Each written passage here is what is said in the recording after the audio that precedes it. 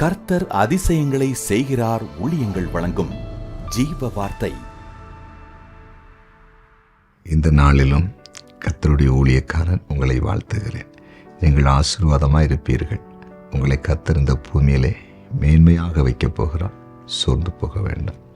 மற்றவர்களால் அற்பமாய் நினைக்கப்பட்ட உங்களை, புறக்கணிக்கப்பட்ட உங்களை, படிப்பில்லையே, ஞானம் இல்லையே, புத்தி இல்லையே அப்படி நினைத்து கொண்டிருக்கிற உங்களை உயர்ந்த ஸ்தானத்திற்கு ஆண்டவர் கொண்டு வரப்போகிறார். நிச்சயமாய் செய்வார்.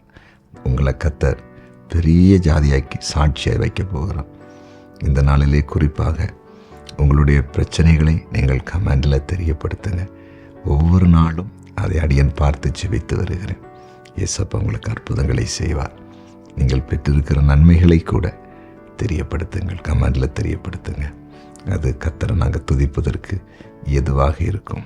நீங்கள் நன்மைகளை இந்த ஜீவ வார்த்தை மூலம் பெற்று வருகிறது உண்மை என்றால் உங்கள் நண்பர்களுக்கும் அறிமுகப்படுத்துங்க. அவர்களும் ஆசீர்வதிக்கப்படட்டும். இந்த ஜீவ வார்த்தைக்கான வசனம் சங்கீதம் 8வது சங்கீதம் 6வது வசனம். உம்முடைய கரத்தின் கிரிகளின் மேல் நீர் அவனுக்கு ஆளுகை தந்து சகலத்தையும் அவனுடைய பாதங்களுக்கு கீழ்ப்படுத்தினீர். சகலத்தையும் அவனுடைய பாதங்களுக்கு கீழ்ப்படுத்தினீர். சங்கீதக்காரன் தாவீது சொல்லும்போது சொல்லுகிறார், இந்த பூமியில் ஆண்டவரே நீர் படைத்திருக்கிற எல்லாவற்றையுமே ஜனங்களுக்கு, அதாவது நீர் படைத்த மனிதனுக்கு கீழ்ப்படுத்தினீர். அவனுடைய பாதங்களுக்கு கீழாக நீர் வைத்திருக்கிறீர் என்று சொல்லுகிறதை நாம் பார்க்கிறோம்.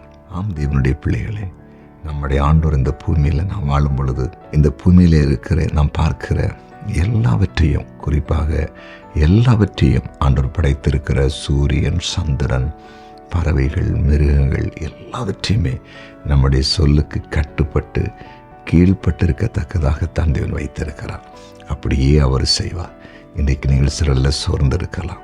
ஐயோ, என்னுடைய வார்த்தைக்கு யாருமே கீழ்ப்படியலையே, என் பிள்ளைகள் கூட கீழ்ப்படியலையே, என் வேலைக்காரர்கள் கீழ்ப்படியலையே, எல்லாரும் எனக்கு எதிராக இருக்கிறார் நீங்கள் நினைத்து கொண்டிருப்பேன்னு சொன்னால் சூழ்நிலை இனி மாறும். ஆண்டவர் இந்த பூமியில் நமக்கு எல்லாவற்றையும் கீழ்ப்படுத்தி நாம் ஆளுகை செய்ய வேண்டும் என்று அவர் விரும்புகிறார். அதை இன்று முதல் கர்த்தர் செய்ய போகிறார். உங்கள் தலையை கர்த்தர் உயர்த்தப் போகிறார். விசுவாசிப்பீங்களா? ஜெபிப்போமா? ஜெபிக்கலாம். ஆம் ஆண்டவரே, எங்கள் பாதங்களுக்கு கீழாக எல்லாவற்றையும் கீழ்ப்படுத்துகிற எங்கள் அன்பு தெய்வமே, இந்த நாளிலிருந்து உம்முடைய பிள்ளைகளுடைய வாழ்க்கையில் எல்லாம் இவருடைய பாதங்களுக்கு, கால்களுக்கு கீழ்ப்படட்டும்.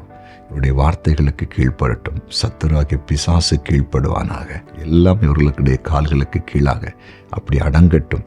அற்புதம் நடக்கட்டும் என்று செபிக்கிறேன். இவர்கள் தலை உயர்த்தப்படட்டும். இவர்கள் மேன்மை உண்டாகட்டும் என்று செபிக்கிறேன்.